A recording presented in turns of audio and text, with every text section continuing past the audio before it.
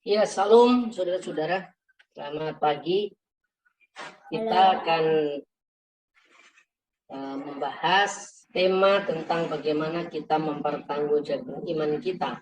Dan sebagaimana tadi yang disebutkan di dalam teks 1 Petrus pasal 3:15, agar kita siap sedia segala waktu untuk memberikan pertanggungan jawab tentang pengharapan yang ada pada kita, tetapi harus dengan lemah lembut dan hormat dan dengan hati nurani yang murni.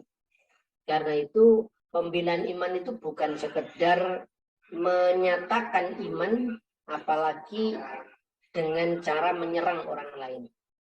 Tapi bagaimana kita mengembangkan etika dalam berdialog yang sejuk tanpa kehilangan integritas kita untuk menyatakan kebenaran, bahkan menyatakan kebenaran itu di tengah-tengah perbedaan secara dewasa.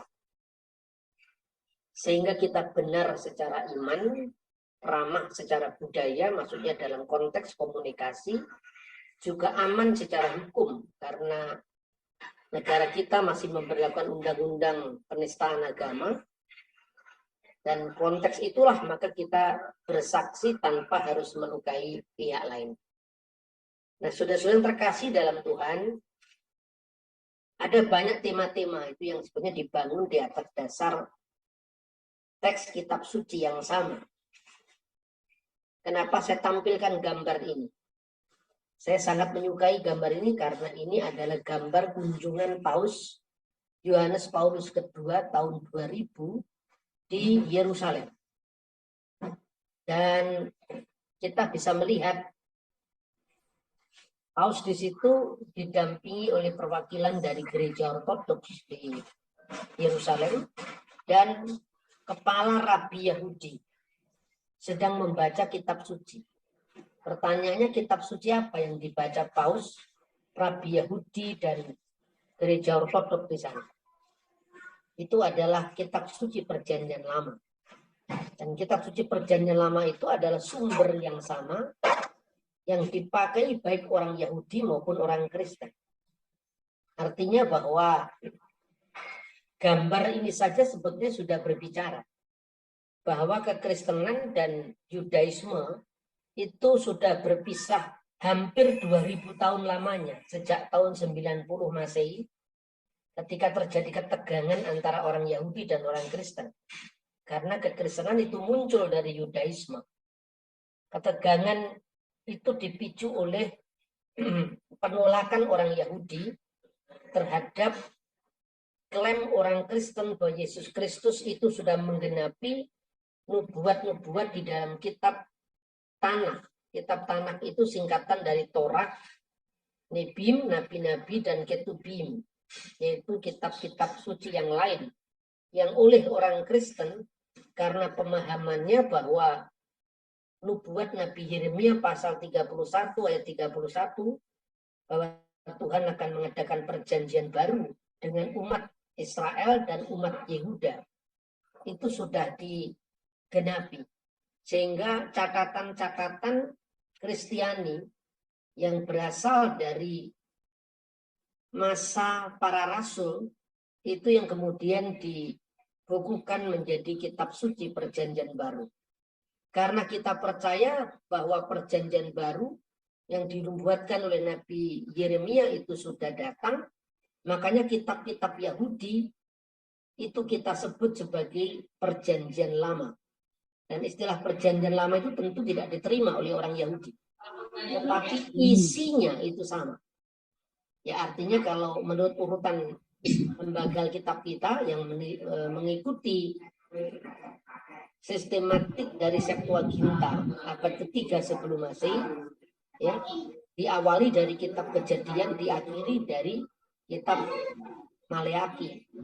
Kalau menurut edisi Tanakh, ya, lembaga Alkitab Indonesia juga menerbitkan itu dengan judul Kitab Perjanjian Lama Ibrani Indonesia. Maka kitab yang ditempatkan pada kitab terakhir itu adalah kitab Tawarikh. Nah, ini saya kira hanya perbedaan di dalam menempatkan urutan-urutan kitab suci, tetapi isinya adalah sama. Maka dengan demikian gambar ini bisa membayangkan tentu perwakilan dari umat Yahudi yang dipimpin oleh Rabi Yahudi dan juga pejabat-pejabat pemerintah Israel ketika itu menunjukkan kepada Sri Paus tentang kitab suci kita, yaitu perjanjian lama yang sama yang juga diimani oleh umat Yahudi dan juga didampingi oleh perwakilan dari gereja ortodok di Yerusalem. Artinya bahwa ketiga komunitas agama ini, orang Yahudi dan Kristen, dua komunitas agama ini, dan Kristen ortodok dan Kristen Katolik yang itu adalah sama di dalam rumpun Kristiani tetapi berbeda di dalam perkembangan sejarah eklesiastika atau gereja, tetapi mereka masih mengacu pada sumber yang sama, yaitu yang disebut Tanakh atau kitab perjanjian lama. Jadi ini penting, saya selalu ulang-ulang saya sampaikan karena kita mesti cerdas menyampaikan kebenaran dalam bahasa komunikasi yang sejuk tapi tajam. Nah, saudara-saudara, satu contoh, bahkan kita memiliki khusus untuk kitab Taurat itu lebih tua dari artinya tradisi Kristen dan Yahudi modern sekarang, yaitu keberadaan orang-orang Samaria. Orang-orang Samaria ini sekarang masih bertahan di wilayah Nablus, wilayah Palestina. Jumlah mereka tidak lebih dari 500 orang, tetapi mereka masih eksis sampai hari ini. Dan mereka memiliki kitab Taurat, ya, Taurat dalam huruf Ibrani Samaritan, yang itu lebih tua daripada Ibrani yang dipakai orang Yahudi dan orang Kristen. Mereka membaca Taurat Samaria, Torah Somron, itu sama, artinya berakar pada tradisi kitab suci yang sama. Nah, satu contoh misalnya, ketika kita sering ditarik ke ranah polemik tentang siapakah anak Abraham yang nyaris dikorbankan. Kita berdebat Ishak atau Ismail, Ishak atau Ismail. Tanpa kita sadari orang Kristen itu ditarik di dalam sebuah konflik eksegetis kitab suci agama lain. Karena problematika Ismail atau Ishak itu bukan problem Kristen, bukan problem Yahudi, itu problem agama Islam. Nah, kenapa kita mau ikut berdebat sesuatu yang di kalangan kita itu bukan masalah? Kenapa itu terjadi? Karena mungkin pemahaman sejarah kita sangat lemah. Kita hanya mewarisi tradisi perdebatan Katolik Protestan dan tidak habis-habisnya. Sehingga kita lupa bahwa sejarah gereja ini sudah berjalan 2000 tahun. Kita hanya selalu mengulang-ulang reformasi Luther dari tahun 1517. Sementara antara tahun 33 Masehi ketika berdirinya gereja sampai di zamannya Luther, itu hanya kita lewati sambil lalu, bahkan mungkin sambil lari. Sehingga tema-tema yang sesungguhnya itu tema yang tidak asing bagi kita, mestinya dari tradisi kitab suci yang begitu panjang itu menjadi asing bagi kita. Soal perdebatan siapa yang harus dikorbankan, itu perdebatan Islam, bukan perdebatan Yahudi, bukan perdebatan Kristen. Karena dalam Al-Quran memang identitas anak yang nyaris dikorbankan itu nggak disebutkan. Al-Quran hanya menyebutkan Fabasyarnahu bigulamin halim. Maka telah kami berikan kabar gembira dengan anak yang sabar. Siapakah anak sabar? Anak penyantun itu nggak disebutkan namanya. Ada riwayat dalam hadis yang mengatakan Ishak, ada riwayat lain yang mengatakan Ismail. Dan sejumlah kitab tafsir itu juga beragam. Misalnya tafsir Muqatil bin Sulaiman yang ditulis sekitar tahun 776 itu mengatakan bahwa Ishak bin Sarah yang nyaris dikorbankan itu adalah Ishak putranya Sarah. Tetapi tafsir At-Tabari yang ditulis sekitar abad 10 Masehi, di situ ada periwayatan ada Ishak dan ada Ismail. Dan kemudian nanti Ibnu Katsir di abad 14 itu kemudian menegaskan bahwa anak yang nyaris dikorbankan itu Ismail dan bukan Ishak. Ini problem Islam, bukan problem Yahudi, bukan problem Samaria, bukan problem Kristen. Karena itu di dalam semua naskah Alkitab, baik itu di tangan orang Yahudi, di tangan orang Kristen, di tangan orang Samaria, baik itu terjemahan-terjemahan kuno dari pihak Yahudi, misalnya Targum, ya, maupun di pihak Kristen, misalnya Peshitta dalam bahasa Aramaik, Septuaginta dalam bahasa Yunani, Vulgata, Vetus Latina dalam bahasa Latin, bahasa Koptik, bahasa Armenia, seluruh naskah kuno semua mengatakan yang nyaris dikorbankan itu adalah Ishak. Torat Samaria juga mengatakan yang dikorbankan itu adalah Ishak. Padahal Torat Samaria itu berasal dari kira-kira abad ketiga sebelum Masehi. Septuaginta juga abad ketiga sebelum Masehi. Naskah Laut Mati, The Dead Sea Scroll dari abad pertama sebelum Masehi. Semuanya menyebutkan teks yang sama.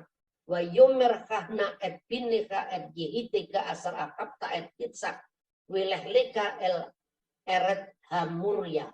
Hanya perbedaannya kalau di dalam Taurat Samaria bukan hamurya tapi hamore. Jadi artinya ambillah anakmu yang tunggal, firman Allah. Ambillah anakmu yang tunggal itu yang engkau kasih, yaitu Ishak. Perbedaannya pada kata-kata, pergilah ke tanah Muria dan persembahkanlah dia di sana sebagai korban bakaran pada salah satu gunung yang kukatakan kepadamu. Perbedaannya, kalau di dalam Torah Samaria dikatakan, dan pergilah ke tanah More. Nah, tanah More itu ditafsirkan Bukit Gerizim. Jadi perbedaannya pada tempatnya, kalau orang Samaria di Bukit Gerizim, orang Yahudi, orang Kristen itu di Yerusalem. Tetapi identitas dari putra Abraham yang nyaris dikorbankan itu semuanya sepakat Ishak. Jadi ini satu contoh bagaimana kita orang Kristen ditarik dalam perdebatan yang sesungguhnya itu bukan masalah bagi kita. Karena itu kalau saya diajak berdebat tidak akan pernah mau, dan saya katakan ya kamu selesaikan sendiri. Itu kan problem kamu, bukan problem iman Kristen, bukan problem Yudaisme. Lah kalau problem kami orang Yahudi dan orang Kristen dengan seorang Samaria tinggal membuktikan aja tempat yang dimaksud Abraham dalam teks yang membahas tentang Abraham itu Samaria, ya versi Samaria di Bukit Gerizim atau Yerusalem, hanya itu. Bukan pada persoalan siapa figur yang nyaris dikorbankan. Nah, kemudian saudara-saudara melalui pembuktian naskah-naskah kuno ini, saya juga ingin saudara-saudara mengakrabi paling tidak, ya khususnya yang mereka yang belajar teologi. Konteks kita ini bukan konteksnya Jerman. Konteks kita ini bukan konteksnya Eropa, di mana di sana semua orang-orang Kristen itu ya memang tidak ada masalah dengan teks kitab suci. Karena di sana lahir sebagai seorang Katolik, di sana lahir sebagai seorang Anglikan, di sana orang lahir sebagai Protestan, entah itu Lutheran, entah itu Calvinis, semua sudah percaya bahwa kitab itu adalah pedoman hidup sakra scriptura bagi orang Kristen. Tapi ketika itu kemudian konflik-konflik antar gereja itu dibawa ke Indonesia, ini tidak pernah akan relevan untuk konteks berteologi kita. Karena itu kalau di Eropa orang tidak biasa mengakrabi arkeologi kitab suci, seharusnya di Indonesia kita harus mulai mengakrabi itu. Ya sekalipun tentu bagi orang awam tidak dituntut terlalu ahli, tapi paling tidak tahu dia harus di luar kepala mengerti apa itu naskah Laut Mati, apakah itu Septuaginta, apakah itu naskah Ibrani Masorah. Pengetahuan umum, dan bagi saya ini sudah saya buktikan sejak tahun 2000-an ketika kami mengadakan dialog-dialog teologis bersama Yayasan Wakaf Paramadina waktu Nur Kolis Majid Cak Nur masih hidup. Tema-tema seperti ini biasa kita lakukan tanpa dengan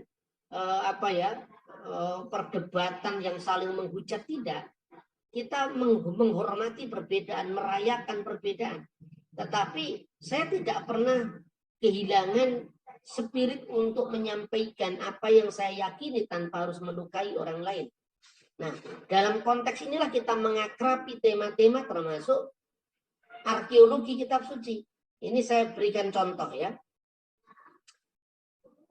Bagi saudara-saudara yang tidak atau awam berbahasa Ibrani, silakan dipandang saja, sudah ada pahalanya itu.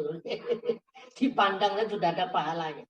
Tapi biasakan mata kita untuk mulai mengakrabi tulisan-tulisan kuno. Jangan hanya melihat benda-benda mewah di mall, itu mata yang kurang terpelajar yang seperti itu. Mari kita lihat sekarang gambar ini. Yang di sebelah kiri itu adalah naskah dari kitab Taurat ya, khususnya Sefer Bereshit pasal pertama, yaitu kitab Kejadian. Yang diperhatikan yang apa namanya, yang di sebelah kiri ya, kiri saya itu. Kemudian yang di sebelah kanan saya yang hitam itu adalah naskah Qumran yang berjarak 1000 tahun dari naskah yang pertama ini. Nah, naskah yang pertama ini, Anda bisa teks ya, lihat. Ini tulisan Ibrani modernnya. Tulisan Ibrani modern itu disebut tulisan Asurit ya. Karena tulisan ini dipengaruhi oleh cara orang-orang Asur menulis ketika pasca pembuangan dari Babel. Makanya Taurat Samaria masih menggunakan huruf Ibrani yang lebih kuno. Dan itu bukan sekedar keyakinan tentang ilham Roh Kudus, bukan sekedar itu. Kalau sekedar itu kan setiap agama itu punya klaim pewahyuan. Bagi orang Hindu ya Wedalah itu wahyu Tuhan, wahyu suci. Bagi orang Buddha ya Tipitakalah itu adalah wahyu suci. Tetapi bagi orang Yahudi, orang Kristen, yaitu adalah kitab Tanakh Perjanjian Lama, untuk orang Kristen Perjanjian Baru. Tetapi klaim-klaim secara sepihak begini jangan kita paksakan keluar. Awal dari perdebatan-perdebatan teologis yang saling menghujat itu karena kita memaksakan paradigma pewahyuan kita, paradigma iman kita untuk mengukur orang lain. Makanya saya selalu menunjukkan sumber sejarah yang relatif lebih netral. Kalaupun kita bicara tentang kitab suci, ya kita tunjukkan ini naskah-naskah kunonya. Jadi ketika orang menuduh bahwa kitab suci kita itu palsu, buktinya apa? Jangan hanya merujuk pada dalil dalam agamamu, tapi lihat bagaimana faktanya. Kalau kitab itu palsu, nyatanya naskah-naskah kunonya itu masih tersimpan sampai hari ini. Lah makanya mata kita mulai harus mengakrabi huruf-huruf ini. Sekalipun dia tidak ahli, tidak apa-apa. Nah pada naskah Qumran tadi ada teks ya yang di paling baris di atas itu Elohim et hasamayim ve et sa'aret, yang baris pertama. Kemudian baris kedua itu karena yang sebelumnya itu rusak teksnya ya, biruah Elohim merakefet alfini hamayim, baris kedua. Bandingkan dengan apa yang tertulis dalam kitab Taurat Masoretik dari abad 10 Masehi. Jadi antara naskah yang di kanan dengan naskah hitam yang di kiri saya itu berjarak 1000 tahun. Nah, tetapi kalau saudara membaca Alkitab Ibrani Indonesia terbitan lain, yaitu sama dengan apa yang tertulis 2000 tahun yang lalu. Dan ketika saya hanya ngomong seperti ini tanpa menunjukkan naskahnya atau sekedar cari di Google asal-asalan saja, pokoknya tertulis di sekolah dan naskah kita munculkan, padahal tidak ada kaitannya itu halaman dari kitab apa, bunyinya seperti apa ya, tentu itu bisa dinilai sendiri. Karena banyak sekali sekarang ini kan eranya YouTube ya, orang menanggapi ceramah saya tetapi dengan gaya-gayaan dia ambil dari naskahnya, padahal mungkin dia tidak bisa membaca itu, ataupun kalau bisa membaca dia tidak mampu menganalisis teks itu berasal dari tahun berapa, dari segi paleografi bentuk tulisannya itu bentuk tulisan apa. Kalau misalnya itu naskah Ibrani, apakah itu huruf Ibrani Hasmunaim dari abad kedua sebelum Masehi, apakah itu huruf Ibrani Masoretik ya abad 10 setelah Masehi, apakah itu bahasa Ibrani dialek bukan dialek, huruf Paleo Hebrew dari zaman Raja Daud, Raja Salomo, dan itu bisa dilihat dari misalnya penemuan kalender Geser. Itu huruf-huruf dipakai adalah huruf-huruf Ibrani sebelum pembuangan Babel, sebelum pembuangan Asyur untuk Israel Utara, itu memakai huruf yang namanya Paleo Hebrew. Huruf ini dibangkitkan kembali oleh Bar Kokhba pada awal Tarik Masehi untuk memumpas semangat nasionalisme kerajaan Israel saat itu. Ini semua bisa dilacak dengan sangat baik ya. Ketika kerajaan Israel sudah pecah menjadi dua, misalnya prasasti Tel Dan, itu hurufnya masih belum sama dengan huruf Asyur ini.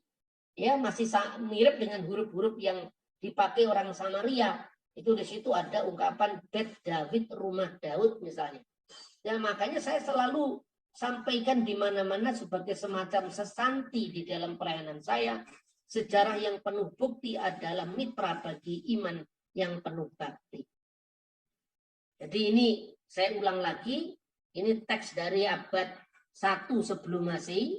Ya, ini bacaannya di dalam teks Ibrani modern. Dan ini perkataan artinya.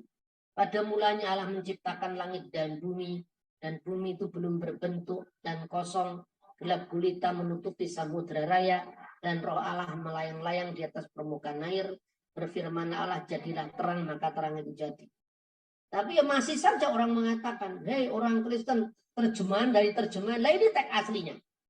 Yang mengatakan terjemahan dari terjemahan itu tidak pernah akrab dengan teks-teks asli kitab suci, tidak pernah tahu arkeologi biblikal. Coba perhatikan, yang dipersoalkan terjemahan. Nah, kalau terjemahan ini beda dengan terjemahan bahasa Indonesia masa kini, karena metode penerjemahannya yang berbeda. Metode terjemahan lembaga kitab itu ya, misalnya kalau Alkitab bahasa Indonesia sehari-hari atau Alkitab bahasa Indonesia masa kini sekarang judulnya, itu menggunakan metode penerjemahan dynamic equivalent translation. Apa artinya? Terjemahan dinamis yang mencari equal antara pokok-pokok pikiran yang diungkapkan dalam idiom zaman Alkitab dengan idiom zaman sekarang. Misalnya, sukar bagimu menendang ke galah rangsang, itu ungkapan yang tidak bisa dimengerti oleh budaya kita. Tetapi karena lembaga kitab, khususnya terjemahan baru, itu menganut terjemahan harafiah, meskipun di situ tidak terlalu harafiah seperti misalnya terjemahan interlinear. Interlinear itu misalnya diterjemahkan kata demi kata sampai diterangkan, menerangkan, DMMD itu sama persis. Misalnya Bereshit, kata per kata diterjemahkan in the beginning, pada mulanya. Ya itu dikenal dengan terjemah Ba'ina Sutur, di mana dalam terjemahan misalnya Arab Ibrani, misalnya diungkapkan Bereshit, itu di bawahnya fil bati, bara, itu kalau kau diciptakan, Elohim, Allah, et hasamayim, yaitu al-samawat, et sa'arat, artinya wal art dalam bahasa Arab. Itu diterjemahkan kalau secara harafiah betul, itu artinya pada mulanya diciptakan oleh Allah akan langit dan akan bumi. Tapi karena lembaga kitab memandang bahwa terjemahan terlalu harafiah begini tidak akrab di telinga kita, kecuali mungkin orang berbahasa Melayu dari abad zamannya Siti Nurbaya mungkin paham itu. Tapi kalau sekarang, pada mulanya Allah menciptakan langit dan bumi. Ya, teks aslinya tidak berubah. Itu tadi saya tunjukkan teks Samaria, teks Qumran dari abad kedua sebelum Masehi, abad pertama sebelum Masehi, kemudian teks Masoretik abad 10 sebelum Masehi. Bunyinya sama. Mungkin ortografinya, cara penulisannya juga kadang-kadang berbeda. Ya, kemudian yang kedua, kenapa ada perbedaan antara terjemahan bahasa Indonesia sehari-hari dengan bahasa Indonesia terjemahan baru? Ya mesti metode terjemahannya berbeda. Dan kalau itu disamakan dalam kitab suci agama apapun juga, kalau terjemahan beda itu ya wajar. Ya, makanya teks aslinya mesti kita kenal ya. ayat 2 misalnya WH aret dayita tohuwa bowa osek alfene tehom bahwa bumi itu belum berbentuk dan kosong gelap gulita menutupi samudra raya tehom wiruah iluhim dan roh Allah merakefet alfene hamayim melayang-layang di atas permukaan air. Ya, ini sama persis. Jadi artinya kalaupun ada perbedaan itu diselesaikan dengan varian-varian teks. Dan varian-varian teks itu tidak pernah dibakar oleh gereja. Itu dipelihara, disusun yang namanya kritikus aparatus di bawah teks yang berbeda-beda itu tinggal dicek saja. Perbedaan-perbedaan varian teks itu mengubah atau tidak keseluruhan dari berita kitab suci. Dan saya kira karena orang Kristen tidak percaya bahwa kitab Taurat itu turun dari langit, orang Kristen tidak percaya kitab Injil turun dari langit, maka Injil itu ditulis dalam bahasa yang menyejarah, bukan di luar sejarah. Nah, kemudian terkait ini keaslian kitab suci ya. Sekarang bagaimana dengan kitab suci Perjanjian Baru? Ini saya berikan contoh kitab suci Perjanjian Baru. Nah, kita memiliki lebih dari 5.000 naskah asli. 5.000 naskah asli termasuk kodeks. Kodeks itu jilitan kitab seperti ini bentuknya. Kodeks ini munculnya baru sekitar abad keempat. Misalnya Kodeks Vatikanus, Kodeks Sinaiticus, Kodeks Efraimi, Rescriptus itu ya. Misalnya dari tahun 325, tahun 400. Anda bisa melihat, kalau paling tidak mata kita tidak awam, ya meskipun tidak semua orang dituntut menjadi ahli, tidak. Perhatikan itu pada kolom ketiga baris kedua. Kolom ketiga baris kedua. Itu sebetulnya kita akrabi ya. Dengarkanlah wahai orang Israel, Tuhan Allah kita, Tuhan itu esa. Itu kan mata kita masih bisa melihat, akui Israel. Dengarkanlah wahai Israel. Kurios oteos imon. Tuhan Allah kita. Kurios est. Tuhan itu esa. Itu bisa di cross check sebetulnya. Jadi yang seperti ini bukan hal yang mestinya awam. Secara khusus bagi mahasiswa teologi. Jangan orang belajar di STT hanya kejar SKS bahasa Ibrani lulus, bahasa Yunani lulus, ketika jadi pendeta jemaat sama sekali tidak pernah disinggung. Karena apa? Karena itu memang tuntutan di jemaat itu ada tuntutan normatif. Normatif itu bagaimana hidup berperilaku, lahir baru, kan itu yang dijual terus menerus. Sementara ortodoksinya tidak pernah dikembangkan. Bagaimana orang Kristen menjelaskan ketika iman kita disalahpahami, ketika Alkitab dituduh palsu. Nah, naskah-naskahnya tidak kita akrabi. Ya paling tidak tema-tema besarnya harus kita pahami. Seperti itu. Makanya kemudian kita bisa membandingkan ya. Misalnya ini akhir Injil Lukas. Jadi selain kodek itu papirus. Papirus itu adalah bahan-bahan, khususnya waktu itu produksi terbesarnya dari Mesir, yang dijadikan kertas, maka dari kata papirus menjadi paper ya, sebelum ditemukan kertas modern. Nah inilah kitab-kitab suci kita yang ditulis sebelum kodeks, sebelum berjilid. Misalnya yang saya tunjukkan itu adalah papirus P66. Ini dari tahun 120 Masehi. Ya, yang saya maksudkan silakan di cross check. Jangan kemudian kita hanya mengutip kata-kata orang bule yang mengatakan, bagaimana kita bisa percaya naskah Alkitab yang hanya sebesar ATM itu, terus kemudian kasus apa dulu yang mau dilihat. Ya toh? Kalau misalnya bicara tentang serpian-serpian Injil yang diduga Injil Markus di gua ke-7 Dead Sea Scroll, itu benar yang dikatakan oleh Profesor Ehrman, Bart Ehrman tentang kitab yang hanya sebesar ATM, betul, tapi ini nggak sebesar ATM ini jelas naskahnya separuh dari Injil Matius dan Anda Injil Yohanes P66 ini, dan Anda bisa lihat sekarang misalnya pada baris terakhir ya yang di tengah-tengah itu bunyinya Euangelion Katalogan, jadi Injil Lukas. Lalu di bawahnya ya itu Euangelion kata Yohanes, itu adalah the gospel according of John. Lalu di bawahnya itu, perhatikan dengan teks yang di sebelah kanannya. Apa artinya? Silahkan baca Injil Yohanes 1 aja selesai sudah. Di situ enarki in hologos, ki hologos in prostantion, etios in hologos. Persis. Meskipun di dalam tulisan Yunani modern, di situ sudah ada tanda-tanda di atas huruf ya. Kemudian ada jeda, ada titik, ada koma. Di dalam teks dari tahun 120 Masehi ini tidak ada titik komanya. Jadi kalau misalnya, lah ini Papirus 52.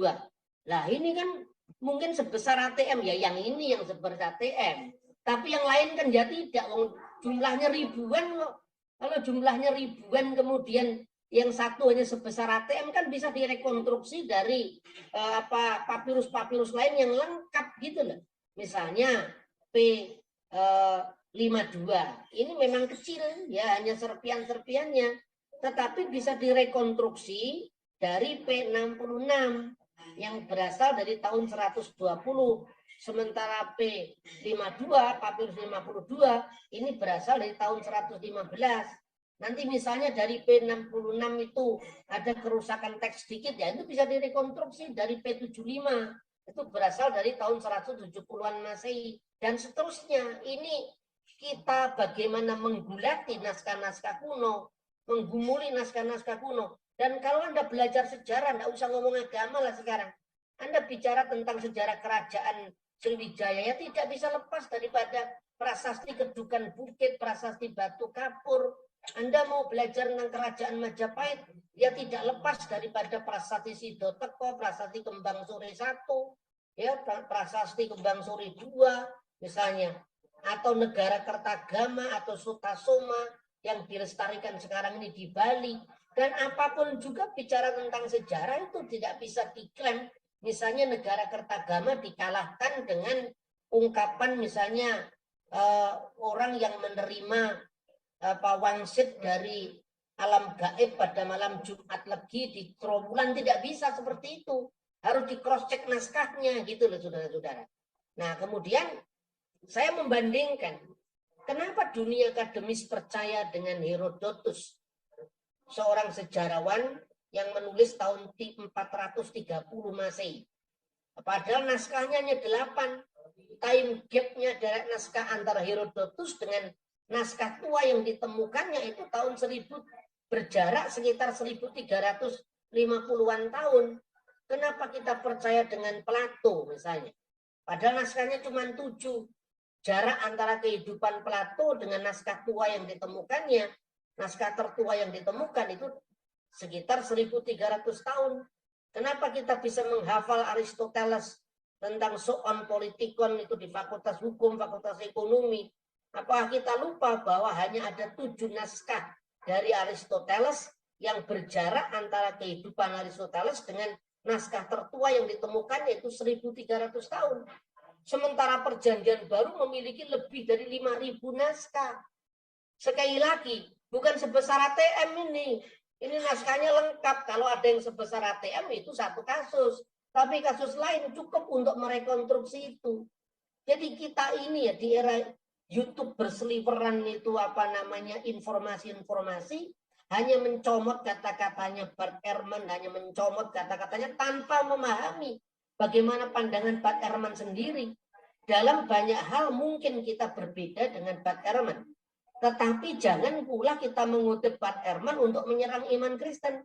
Misalnya, 1 Yohanes pasal 5 ayat 7 menurut Bart Ehrman itu adalah bukan naskah Injil, itu ditambahkan. Oke. Tetapi Ehrman sendiri pada pihak lain juga menekankan ya bahwa tidak hanya itu bukti tentang ketritunggalan Allah.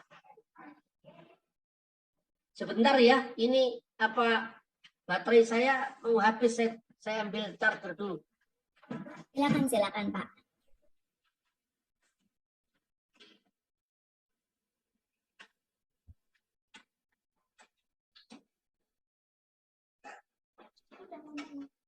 Tadi kami melihat ada yang raise hand ya Bapak Ibu, sementara nanti kita tanya jawabnya di sesi tanya jawab. Bapak Ibu sementara juga sudah boleh untuk chat di beberapa nama yang bisa diakses di situ untuk pertanyaan-pertanyaan yang sudah terlintas. Ya, saya lanjutkan dulu. Jadi ini bukti-bukti tentang keakuratan teks kitab suci.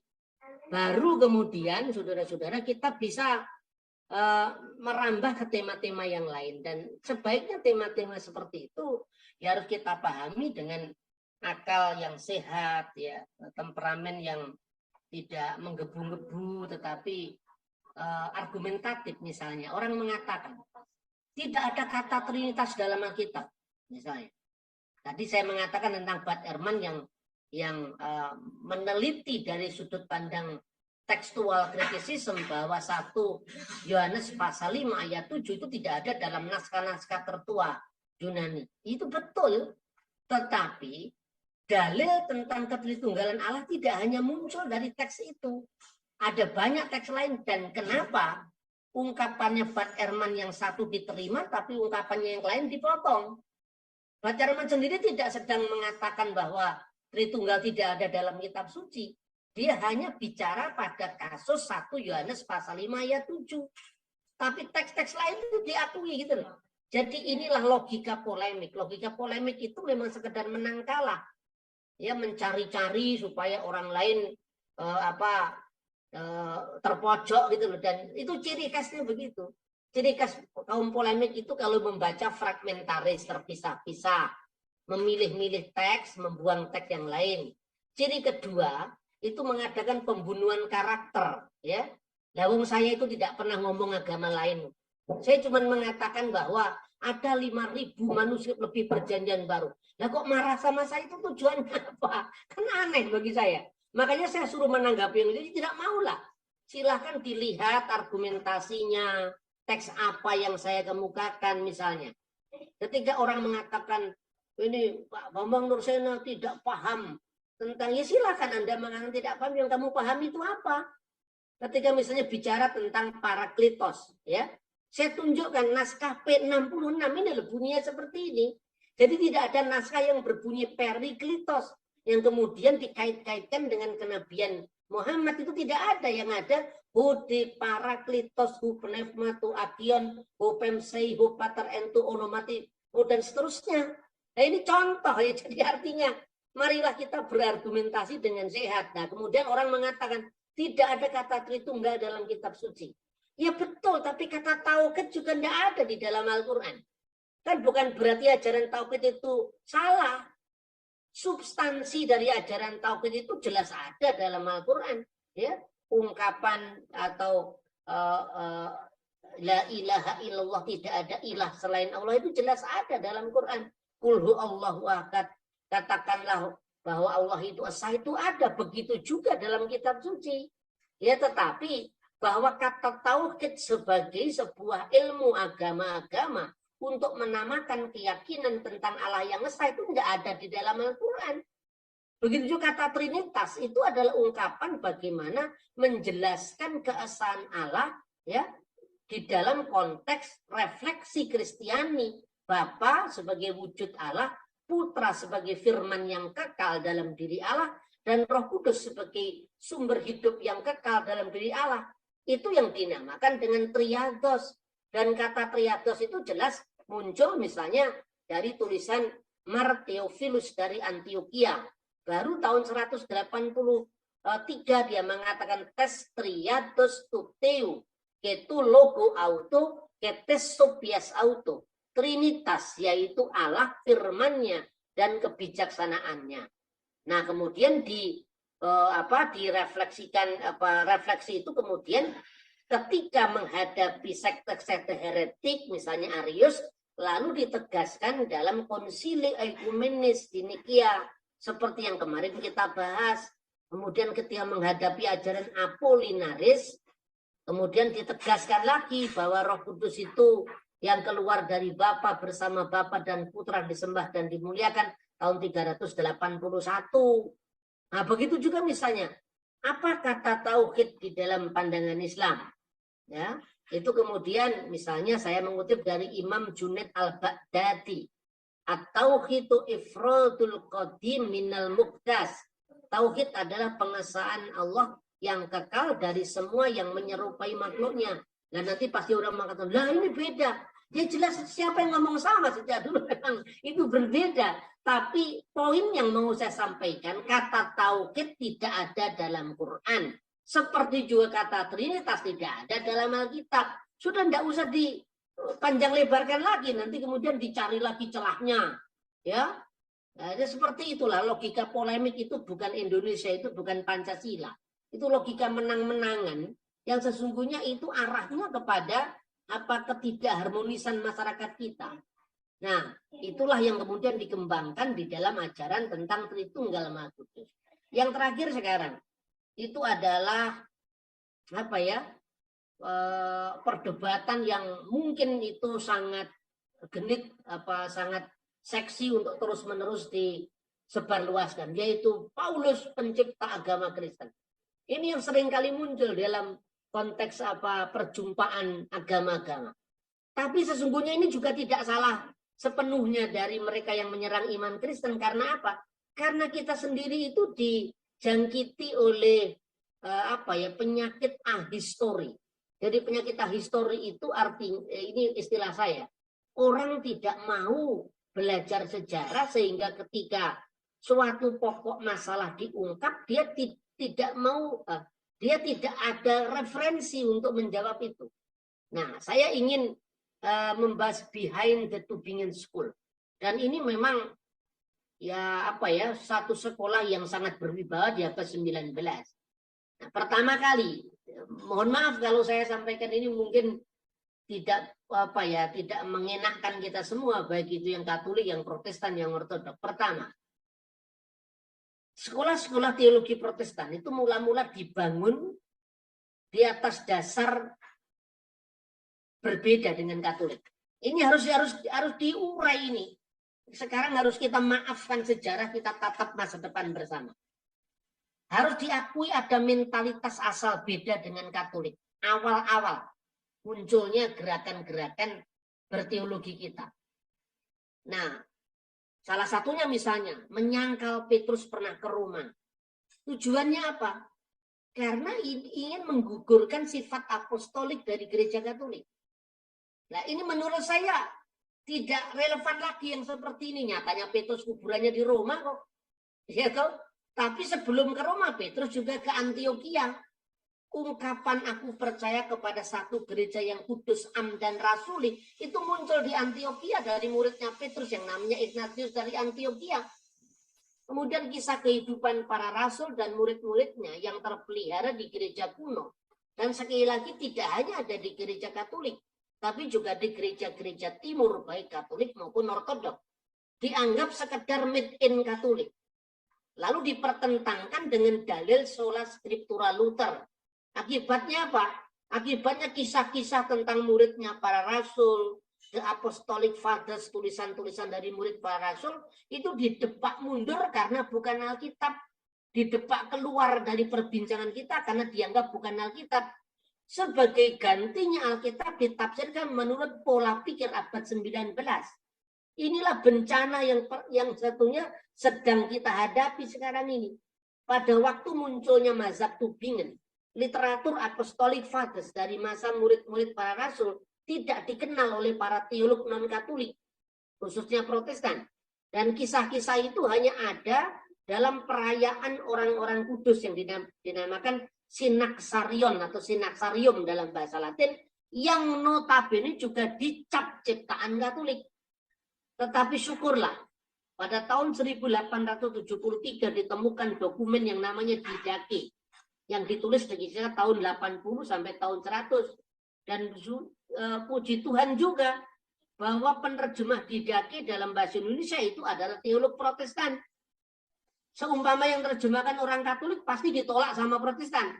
Kayak yang menerjemahkan orang Protestan pernah diterbitkan oleh BPK Gunung Mulia, kita bisa melihat inilah bukan kitab suci, tetapi sebagai buku katekisasi tertua di gereja yang ditulis bersamaan waktunya dengan penulisan Injil Yohanes.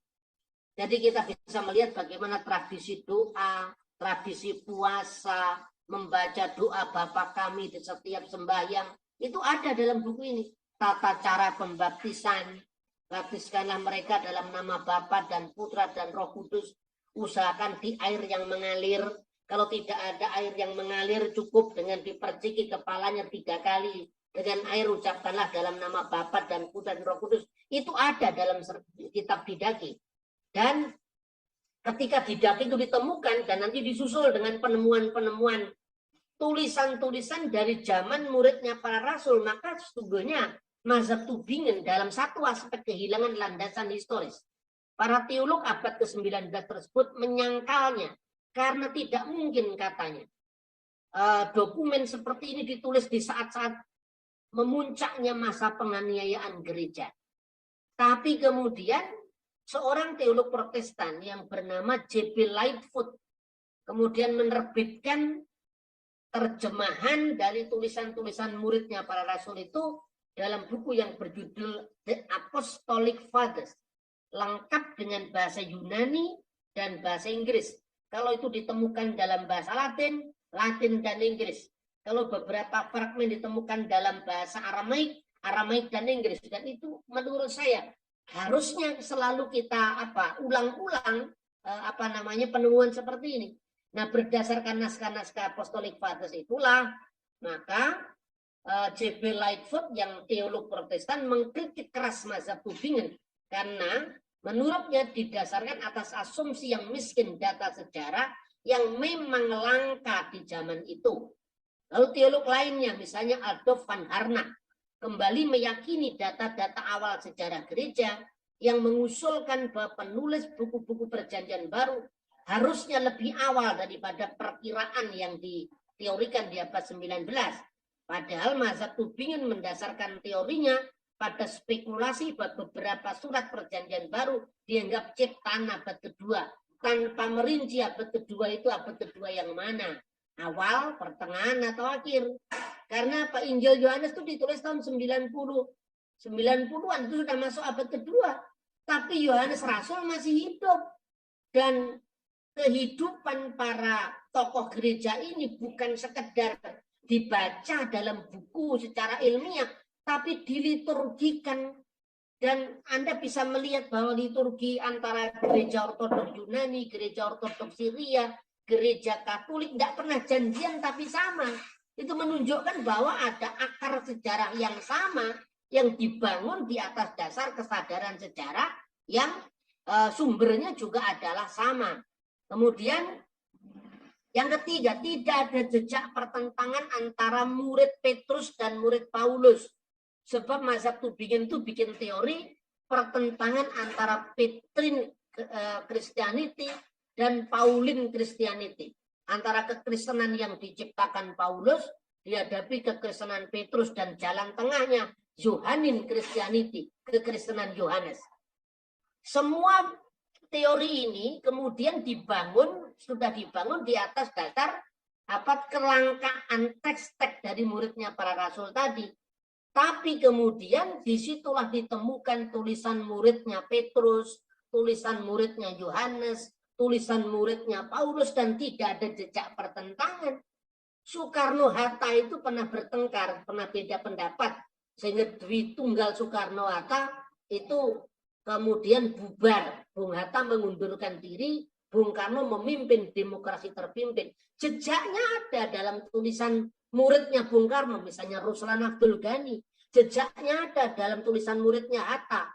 Ini pembuktian historis, tidak bisa dipukul rata. Dari Alkitab jelek langsung zaman modern itu mengalami kekosongan atau diskontinuitas, keterputusan sejarah. Nah, sekarang kita mendengar bagaimana tulisan dari muridnya Yohanes sendiri. Sebab kalau Anda hanya baca Injil Yohanes, kan tafsirannya macam-macam. Ya toh? Tapi coba kita baca Papias. Papias itu wafat tahun 130. Yohanes wafat tahun 96. Dia menulis apa? Kapan saja pengikut para presbiterois itu, para imam itu datang, saya akan menanyakan untuk perkataan mereka. Apa yang dikatakan oleh Andreas atau Petrus, Filipus atau Thomas, Yakobus atau Yohanes dan Matius, atau salah seorang dari murid-murid Yesus. Apa yang dikatakan oleh Ariston dan Yohanes sang imam. para murid Yesus itu. Karena saya pikir bahwa saya tidak memperoleh begitu banyak manfaat dari isi buku-buku suci, ya, maksudnya Alkitab Perjanjian Baru, seperti yang saya peroleh dari suara orang-orang yang masih hidup dan yang tak pernah kunjung hilang. Jadi pada saat Papias menulis ini, sebagian dari rasul-rasul masih bisa di cross check. Secara khusus adalah Yohanes. Nah, yang seperti ini masa mau dibabat dari teori abad 19? Oh, yang disebut Injil Yohanes itu Yohanes yang lain. Yang disebut Matius itu Matius yang lain. Yang lain itu siapa? Matius yang mana lagi? Kalau kita bicara tentang nama Bambang pada tahun 2000-an, yang paling menonjol cuma Bambang Yudhoyono, bukan Bambang Gendolek gitu loh. Kalau kita bicara tentang misalnya para presbiteros pada zaman kira-kira tahun 100, kalau bicara tentang Yohanes, Yohanes Rasul. Kalaupun ada Yohanes yang lain itu kan bisa dilacak karena tradisinya masih hidup gitu loh. Nah, ini contoh-contoh seperti ini penting sekali di dalam konteks kita berbicara tentang kesejarahan gereja. Lalu muridnya Yohanes yang namanya Polikarpus yang meninggal tahun 156. Ini juga tidak ada masalah dengan Paulus. Kalau Paulus itu menciptakan ajaran lain, tentu sudah dibabat habis sama murid-muridnya Petrus atau murid-muridnya Yohanes. Dia mengatakan apa?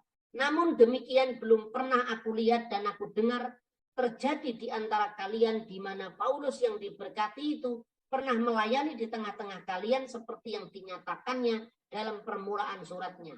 Sebab Paulus membanggakan kalian di antara semua gereja sebagai satu-satunya yang waktu itu mengenal Allah ketika kami sendiri belum mengenalnya. Jadi muridnya Yohanes tidak ada masalah dengan Paulus. Berarti teori Paulus sebagai pencipta agama Kristen itu teori yang dibangun di atas praduga yang ahistoris. Nah, satu lagi, tulisan dari Clement dari Roma. Clement dari Roma itu menulis lebih awal tahun 90 Masehi. Dia mengatakan apa? Menghadapi iri hati dan perselisihan, Paulus telah memberikan contoh yang ditunjukkan olehnya dengan membayar harga bagi ketaatannya. Setelah ia 7 kali diikat, dibuang ke pengasingan, dilempari batu, tetapi Paulus terus mengabarkan Injil ke timur dan ke barat sampai mencapai kemenangan yang mulia dan menjadi hadiah bagi imannya. Perhatikan, di sini juga muridnya Yohanes, muridnya Petrus tidak pernah bertentangan dengan Paulus. Maka teori ini sungguh-sungguh teori yang spekulatif. Nah, dampaknya apa? Dampaknya bahwa tulisan-tulisan ini dijadikan oleh pihak lain, khususnya kaum polemikus. Saya katakan polemikus itu tidak semua orang Islam seperti itu. Kaum polemikus Kristen tidak semua orang Kristen seperti itu. Makanya jalannya bukan jalan polemik, bukan jalan debat yang saling menghujat, tapi jalan dialog teologis yang saling memahami agama dalam proporsi kita masing-masing. Saya berikan contoh ya. Ini pernah heboh tahun 2014. Di mana ada buku ya tafsir Quran, judulnya adalah Miracle of the Reference. Buku ini dalam tafsir yang ditulisnya itu menyebut Paulus dan Yohanes sebagai rasul atau sebagai nabi di sini. Nah, nama dan orang nabi yang pertama Samson dan Yohanes, sedangkan nabi yang ketiga Paulus. Nah, tentu langsung heboh saat itu dan buku ditarik dari peredaran. Nggak apa-apa, itu kan pandangan Islam, bukan pandangan Kristen. Kita nggak boleh ikut-ikut terlalu jauh, karena itu bukan iman kita. Hanya yang tidak enaknya itu, ada tuduhan, ini pesanan Kristen. Lalu Kristen kok sampai pesan pada tafsirnya orang itu apa? Oh, menerbitkan kitab suci aja, kalangan Kristen harus urunan kok. Artinya apa? Kita ini juga tidak berlebih-lebih juga, sampai harus bisa memesan tafsir supaya nama Paulus masuk dalam tafsir Al-Quran itu. Tidaklah seperti itu saya katakan ya. Jangan sampai kita berhubungan dengan agama itu dibangun di atas dasar gambaran yang karikatif warisan dari abad pertengahan yang terus-menerus kita hidupkan tanpa kita luruskan. Ya, orang mengatakan, Kristen itu agama penjajah, dasarnya 3G, gospel, gold and glory. Iya, itu betul mungkin pada beberapa yang dilakukan oleh orang Spanyol, ya makanya Filipina mayoritas Katolik. Tapi Belanda tuh untuk unsur gospelnya nggak pernah ada. Glorinya iya, golnya iya, tapi gospelnya nggak pernah ada. Buktinya hampir 300 tahun atau tidak, kurang lebih 350 tahun kalau menurut versinya Bung Karno itu. Belanda itu menguasai kita. Toh nyatanya Aceh tetap Islam, sekalipun Aceh juga ditundukkan dalam makna politik bukan makna agama, ya. Maka pengadilan-pengadilan Serambi digalakkan oleh Belanda, lembaga penghulu juga diakui, malah Kristen nggak diurusi. Buktinya apa? Buktinya di daerah-daerah yang di mana misionaris Kristen itu akan bergerak dilarang oleh Belanda. Salah satunya misalnya Bali, tidak boleh disentuh oleh misionaris agar supaya Bali tetap Hindu. Pertimbangan Belanda, karena Bali itu kota wisata. Ini harus dilihat juga. Jadi jangan dipukul rata gitu loh. Saya sampaikan orang seharusnya sudah mulai berani tegas bersikap meskipun kita tetap ramah dalam komunikasi dengan setiap orang.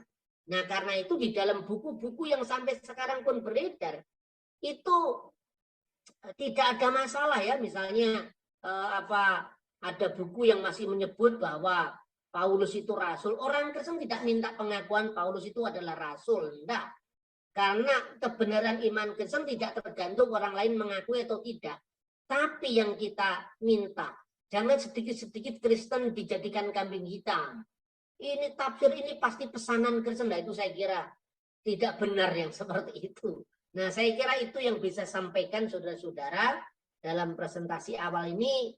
Semoga kita bisa kembangkan dalam dialog yang lebih sehat, yang lebih sejuk, tanpa harus melukai orang lain, tapi tidak kehilangan sikap kritis ya, integrasi antara iman dan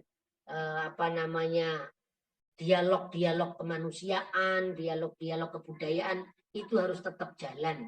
Integrasi antara iman dan budaya, khususnya budaya pluralisme itu harus tetap jalan. Demikian saya kira Tuhan memberkati kita. Terima kasih. Terima kasih banyak Pak Bambang. Dalam 1 jam terakhir kita belajar sangat banyak hal yang sifatnya sangat fondasional begitu ya.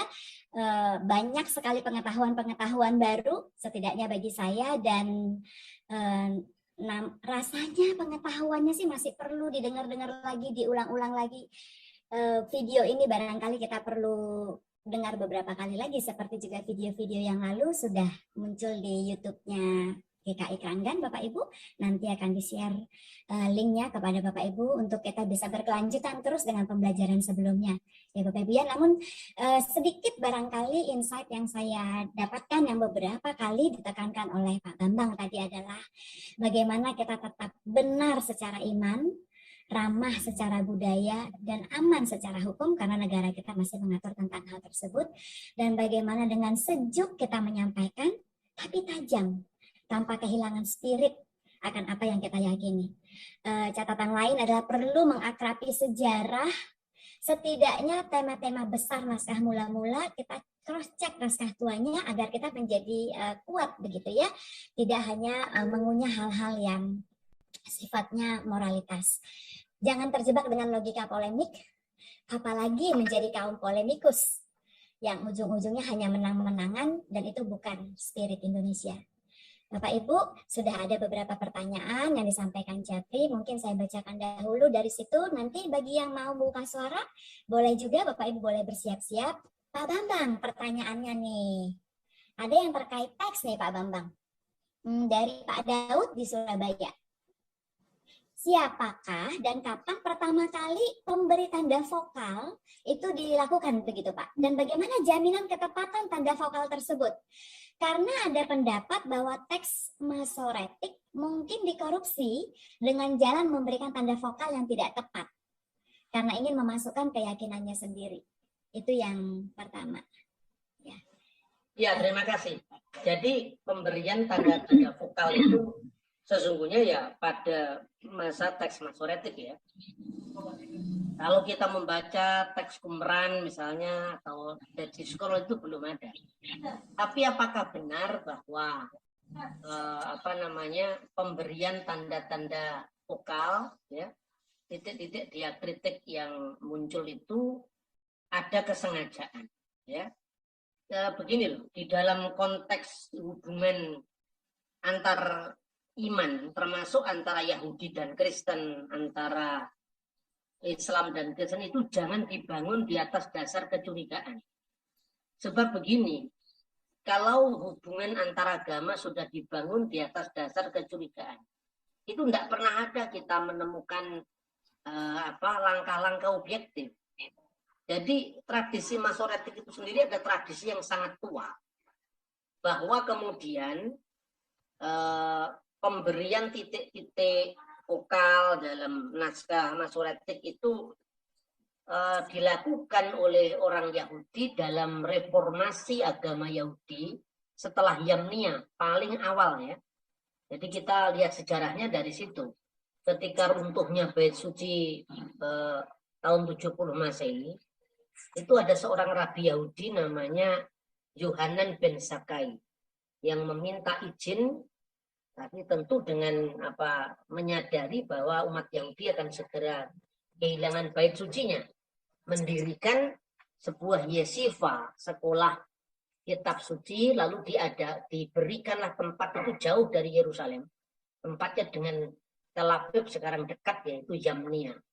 Disitulah generasi pertama setelah runtuhnya bait suci itu mulai mengembangkan pola-pola tafsir atas kitab suci, tradisi mereka. Tentu juga ada pergeseran-pergeseran.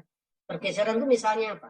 Ketika tidak ada lagi bait Allah, maka di situ tidak ada korban binatang. Maka sebagai gantinya, hilangnya upacara korban binatang di bait suci itu digantikan dengan doa. Nah, lalu orang Yahudi merefleksikan, kenapa kita kehilangan bait suci? Kenapa kita kalah? Karena kita melakukan dosa-dosa. Nah, kemudian dari sakramental yang berpusat pada korban, kan itu pusat ibadah Yahudi itu kan pada Yom Kippur. Kemudian menjadi puasa doa yang ditekankan dan juga pemberitaan Torah. Itu pergeseran. Pergeseran seperti ini kan ya tuntutan zaman, tidak harus dipahami sebagai sengaja membuat itu, ya tidak harus begitulah. Bahwa kemudian pada proses dari tuntutan reformasi itu kemudian ada makna tertentu dari teks yang ditekankan, yaitu wajar terjadi. Tapi dengan demikian tidak usah nuduh bahwa itu adalah sebuah pemalsuan. Ya, karena teks itu sendiri kan teks yang terbuka. Pemberian vokal itu sendiri juga saksinya siapa? Bahwa itu satu-satunya makna yang tunggal kan tidak ada. Nah, satu-satunya cara adalah apa? Meneliti komunitas-komunitas keagamaan yang lebih tua dan terjemahan yang lebih tua, hanya itu yang dilakukan. Satu contoh ya, misalnya dengan hilangnya institusi korban tadi, maka peringatan Iskak, artinya korban Iskak pada bulan Nisan itu berubah menjadi bulan Tisri. Ini fakta. Jadi dulunya ya, kalau menurut naskah-naskah yang lebih kuno dari Yudaisme di abad 2 ke atas itu sesungguhnya peristiwa pengorbanan putra Abraham itu mula-mula diperingati di bulan Nisan. Tapi kemudian setelah runtuhnya bait suci, sosoknya Iskak itu diangkat sebagai pengganti penebusan. Nah, karena pengganti penebusan, maka menurut syaratnya dari kitab Torah, seorang Yahudi itu baru di atas usia 30 tahun, dia baru bisa mengajar, mewakili bangsanya, kan? Makanya mulai muncul tradisi, dan itu penafsiran, tradisi penafsiran, tidak mengubah teks, bahwa Iskak itu dikorbankan umur 36 tahun. Itu tradisi rabbinik. Kalau Anda membaca di naskah Laut Mati yang abad lebih kuno, yaitu abad kedua pertama sebelum Masehi, tidak ada seperti itu. Nah, kemudian juga tulisan Josephus. Josephus itu kan nulis tahun 90, dia sejarawan Yahudi. Sekalipun alirannya sama dengan Yahudi rabbinik, tetapi Josephus lebih tua. Yosefus mengatakan bahwa Ishak ketika dikorbankan umur 25 tahun. Mungkin itu yang mendekati kebenaran. Tetapi Alkitab sendiri tidak menyebutkan angka tahunnya kan. Nah seperti itu. Itu contoh. Lalu kemudian pada teks misalnya. Sebagian dari teks itu karena usianya yang sangat tua mengalami kerusakan. Dan itu wajar. Teks manapun juga. Ketika misalnya teksnya Herodotus rusak. Apa keseluruhan Herodotus salah? Kan ya tidak. Kan tinggal melakukan kritik teks saja terhadap misalnya naskah Yosefus atau naskah Herodotus atau naskah Tacitus kan bisa seperti itu. Nah misalnya di dalam Mazmur pasal ini saya tunjukkan ya teksnya supaya tahu ya, supaya tidak sekedar mereka-reka. Saya tunjukkan ya. Nah ini misalnya, ini dalam terjemahan Alkitab Yahudi ada membaca misalnya. Sebab anjing-anjing mengerumuni aku. Gerombolan penjahat mengepung aku seperti singa, tanganku dan kakiku. Ini teks Masoretik. Karena yang saya kasih huruf merah itu, ya, itu perbedaannya di situ. Jadi seperti kari yadai wiriklai. Itu karena hurufnya itu yod, itu mirip dengan huruf vav. Nah, ketika ditemukannya naskah Laut Mati, ternyata ini bunyinya, ya, karu, pakai huruf V, bukan huruf yod. Nah, karu itu artinya mereka menusuk yadai, tanganku dan kakiku. Nah, ini oleh orang Kristen ditafsirkan ini adalah bukti nubuat penyalipan. Orang Yahudi mengatakan, oh tidak ada itu teks yang mengatakan mereka menusuk tanganku dan kakiku. Yang ada adalah seperti singa tanganku dan kakiku. Kristen dan Yahudi pun kemudian berdebat. Kamu jangan bikin Mazmur sendiri. Padahal orang Kristen mendasarkan teksnya mereka menusuk tanganku dan kakiku dan terjemahan ini yang diikuti Lembaga Alkitab Indonesia. Itu dari Septuaginta, memang bunyinya seperti itu. Dan Septuaginta itu juga terjemahan Yahudi dari abad ketiga sebelum Masehi. Nah, kemudian setelah ditemukan naskah Laut Mati ini, ternyata bunyi memang ada varian teks. Satunya kari, satunya karu. Bedanya huruf B dan huruf Y tadi. Nah, apakah yang seperti ini pemalsuan? Coba kita lihat bagaimana sikapnya edisi kritis Kristen. Ini misalnya dari Mazmur dengan kritikus aparatus. Jadi perhatikan di sini ya paling tidak Anda lihat sekarang ayat 17 untuk teks Ibrani ya. Kari yadai beriklai. Kemudian di bawah itu Anda bisa cek bahwa di sini ada ayat 17-nya ya. Lalu ditulis di situ karu ya, itu kemudian ada tulisan PCMSS ya, lalu ditulis huruf Q di situ kumran memuat karu. Jadi itu. Nah, jadi artinya kalau orang Kristen mau nakal ya sebenarnya itu dibuang saja Yahudi. Ini kan enggak kan, ditulis apa adanya. Nah, Anda bisa membeli ini adalah di Lembaga Alkitab Indonesia. Alkitab Perjanjian Lama, Ibrani Indonesia, silakan ada cek. Nah, ternyata apa? Kritikus aparatus itu mencantumkan ya, Pauci sejumlah kecil naskah Masoretik MSS membaca karu. Dan dua MSS lagi, naskah Masoretik yang lain membaca karu.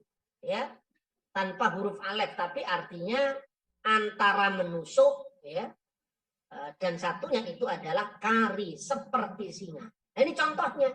Nah, jadi hal-hal seperti ini sebetulnya tidak perlu harus terlalu ditarik ke logika polemik karena ini memang ya ada di Indonesia itu ya kelompok-kelompok yang menyerang iman Kristen. Dan dulu saya pernah salah paham, saya pikir itu adalah orang Yahudi beneran. Ternyata bukan orang Yahudi itu. orang Yahudi KW yang tidak pernah jadi Yahudi menyerang iman Kristen, dan untung saya langsung klarifikasi kepada Rabi Yakub Baruk dari Tondano. Saya itu kan orangnya terbuka ya. Saya bahkan meminta maaf di depan umum webinar loh saya.